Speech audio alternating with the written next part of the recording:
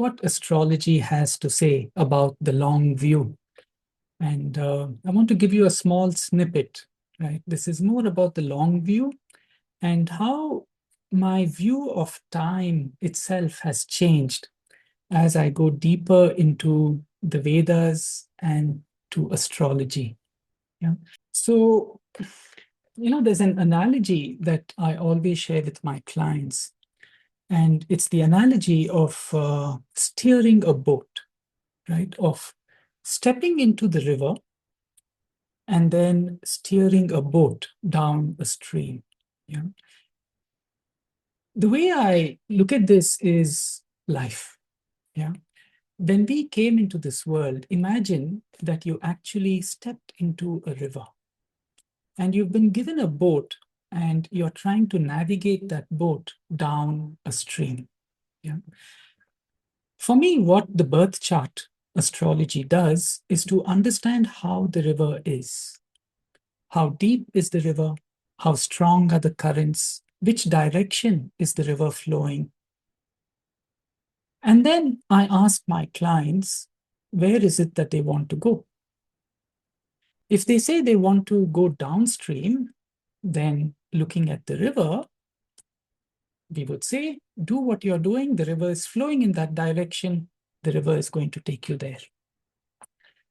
But we can also say that we want to go upstream.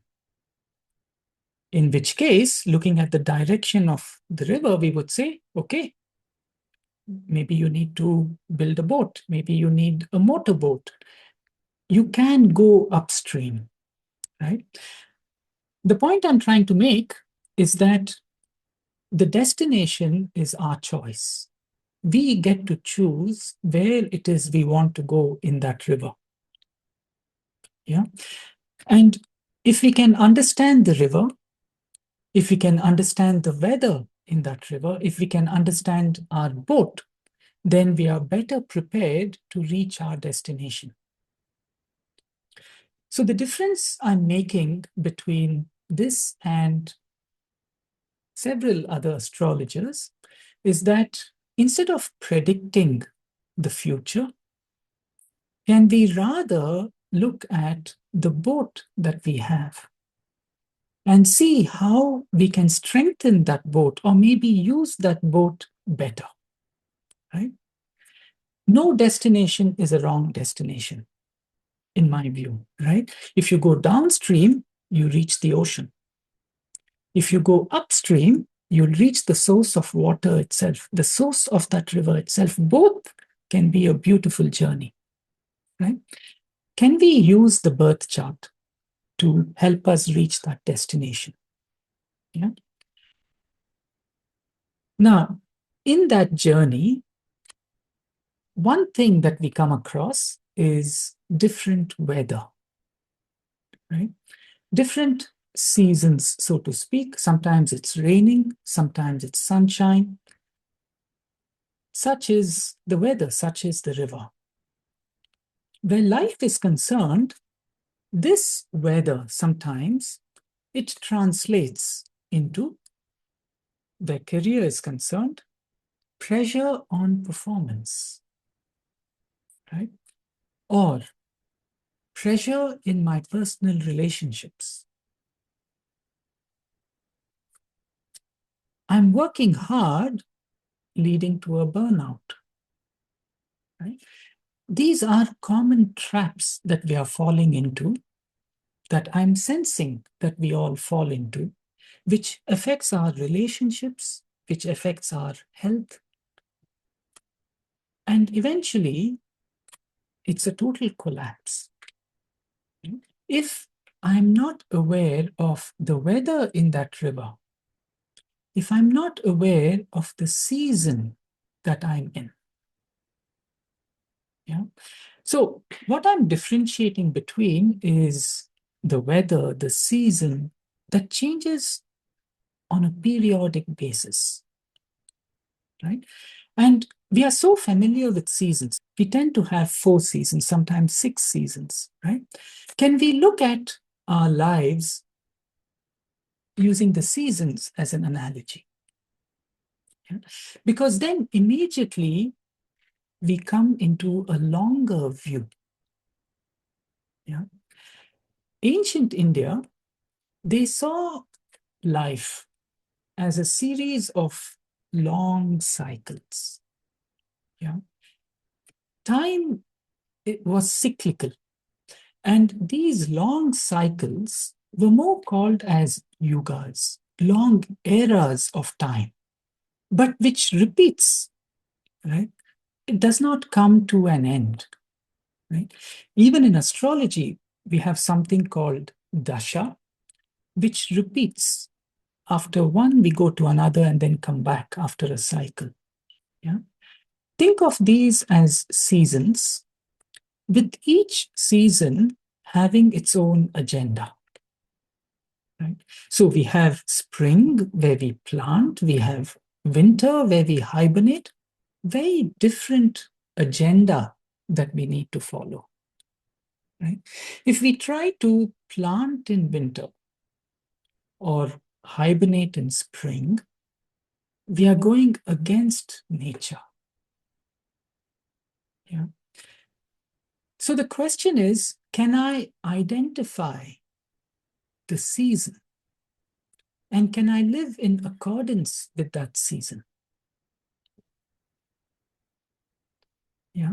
Because when I look at the birth chart, when I look at the seasons that a person is going through, some seasons may be about building something, a career, a profession, a relationship, a family, a house, assets. It may be about building, but I also see seasons of letting go,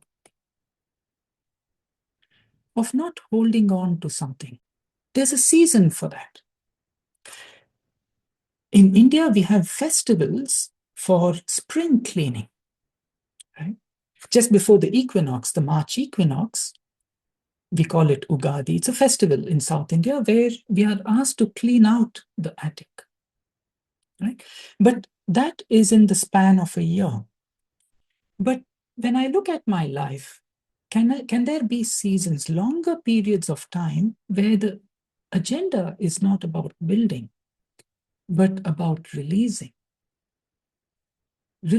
what I have accumulated, maybe material possessions, but maybe even a psychological imprint, maybe an identity, maybe beliefs.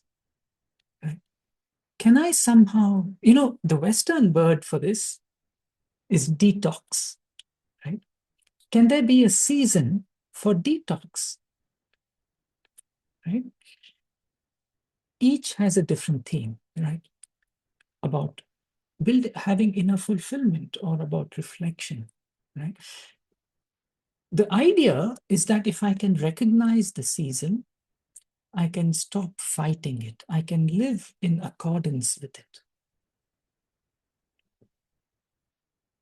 Yeah.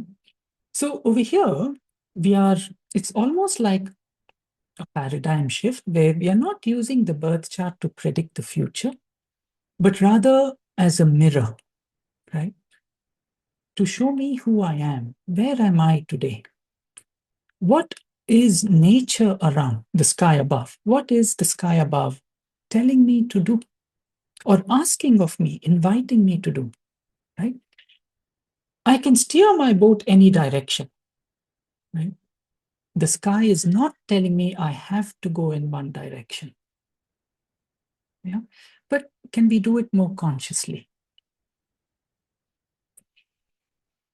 This immediately brings up a very wide view of life. These seasons in astrology, they range from 6 years to 20 years. Yeah. We are in India, for instance, ever since we got independence, we are used to 5-year planning cycles. But that's as much as I have seen, right? The birth chart is saying, can you plan for 20 years? Yeah. That changes things. It asks me to slow down. It asks me to think long term. The thing is, all of us have these cycles, have these seasons, but they come at different times and they stay for different durations. You know, in my own life, I was in a very well-paying job. Right? I came to Oroville in 2003. So we are in 26 now. I thought I will stay here for a week. That week became 2 weeks. 2 weeks became 4 weeks. And in the blink of an eye, 10 years had passed. I was looking at how time was flying, and the next thing I know, 20 years have gone by. In the blink of an eye, 20 years gone. I was sitting on my balcony, and then it occurred to me, if 20 years could go by in the blink of an eye, the next 20 will also go by in the blink of an eye. That's when I decided no more corporate job. What is it that I want to do in the next 20? You know, because it's going to go. For me, it's going to go. You know, just yesterday, last night, I was seeing this movie on Eddington and Einstein. I don't know if you all have seen this, Eddington and Einstein. And the one message that came out to me from this movie was time is relative. Einstein says every part of this cosmos, time moves at a different speed, right? For all of us, time is going at a different speed. Can we somehow think longer term? Yeah. What happens if we widen the time frame from daily, weekly, annual output, annual performance? Can we even go further? I see two ways, right, in the people that I meet, two ways in which they are approaching time. One is urgency. Yeah. Everything is pressing. I need to achieve, I need to perform, I need to meet my targets. Yeah. It's a daily, weekly scheduled calendar gets booked up, right? But can I think long term? Can I slot in periods for reflection? Can I slot in periods for living on the land? Can I slot in periods for abstinence over years? Yeah. Can I already bring that in? Can I have that mindset to think long term? Not saying that you should not think short term, absolutely essential, but can we also factor in the longer view?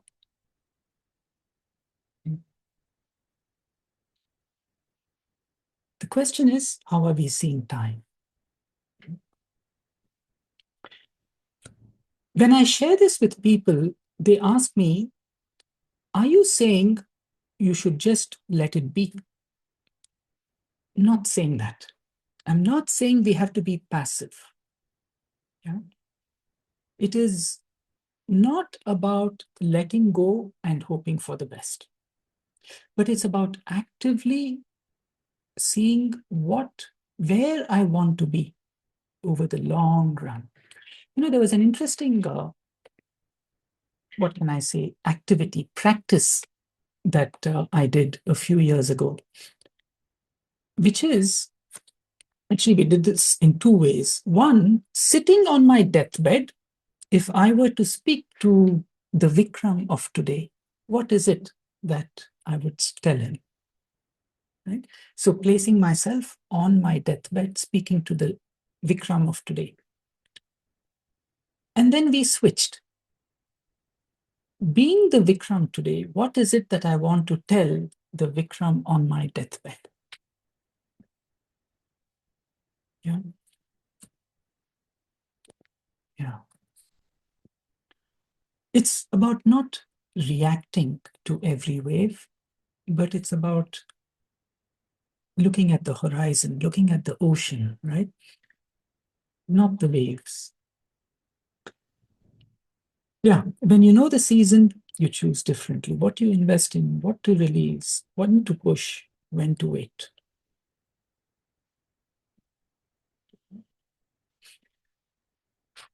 So, some questions that I want to leave you with is urgency doing the thinking for you? Any decision we make, where is it coming from? Are you rushing in any area of your life? I want to fix it now. I want to achieve that target this week, right? Is there a sense of urgency? Is there a sense of rushing? Yeah. Another way to put the same thing, if we knew this was a season, would we do it differently? Knowing that spring is coming. Yeah. Or knowing that winter is coming, would we do it differently?